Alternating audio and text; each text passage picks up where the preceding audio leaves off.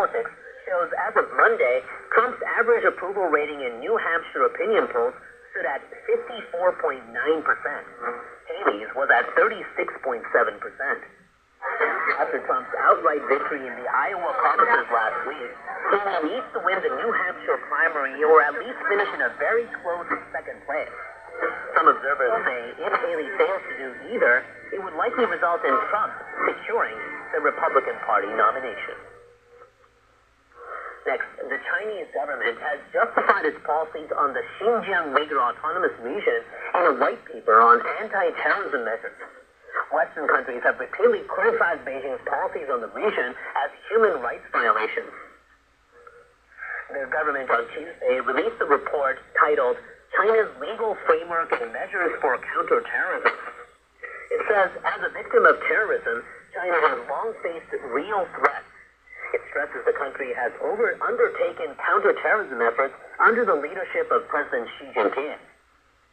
The white paper calls the Xinjiang Uyghur Autonomous Region a key focal point for China's counterterrorism efforts, and it stresses the measures have brought security and stability.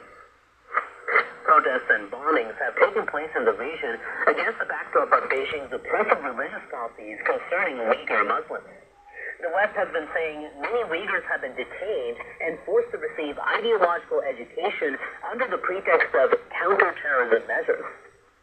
The white paper says some countries interfere in others' internal affairs and infringe on their national sovereignty under the pretext of defending the rule of law and human rights.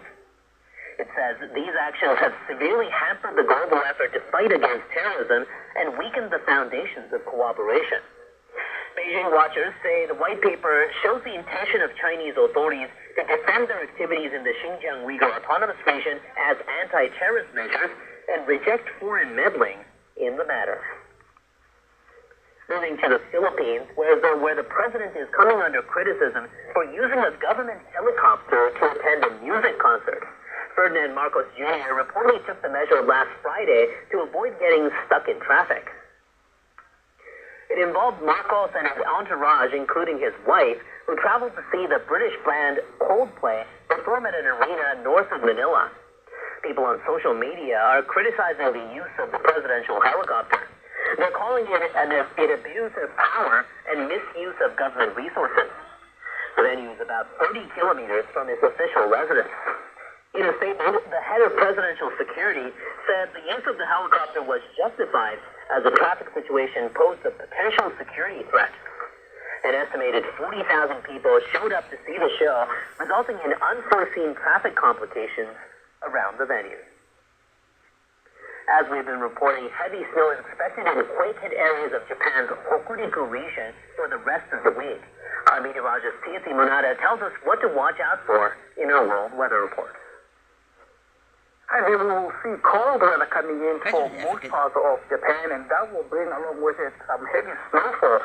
We'll be seeing the Tohoku region, Hokkaido, and going all the way to southwestern Japan being affected by the weather conditions. Blowing snow will be coming your way, especially if you are along this western area, along the Sea of Japan side of the country.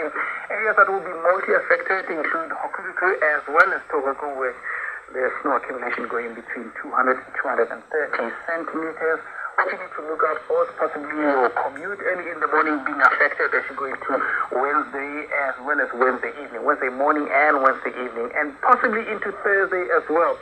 From Sapporo all the way down to Fukuoka, we will be seeing that blowing snow continue with temperatures just below 5 degrees. Tokyo will also be affected by cold weather, sitting in the single digits around the 8, so please don't get caught off guard there. Get yourself ready, get a coat, and make sure you get your pets and your plants in a warmer environment. For those across Australia, it is in Queensland where things are getting a bit tricky for you. There is a storm developing, could bring flash flooding across the coast, so have your boats, your canoes, everything just buttered up and ready, and make sure you know your evacuation centers. Wind gusts are going to be fairly strong along those parts. And finally, across Europe, we're seeing a new storm coming in, Jocelyn.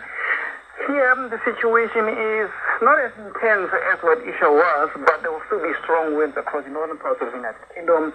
snowfall for Scandinavia and wet weather coming down into Germany and parts of France. Temperature for Paris around 13 degrees.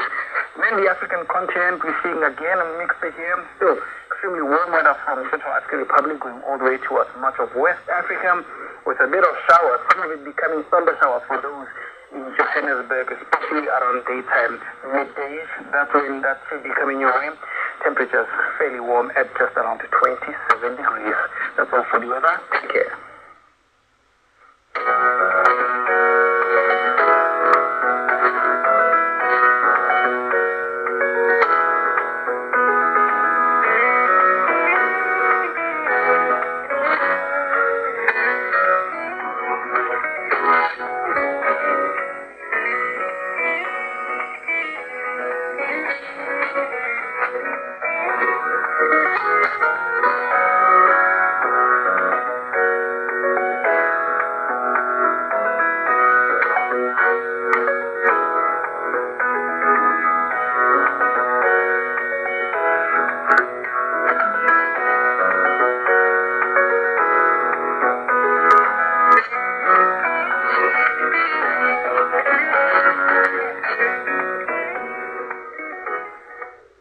That concludes this edition of NHK Newsline. I'm Roger Prada in Tokyo. Thanks for joining us.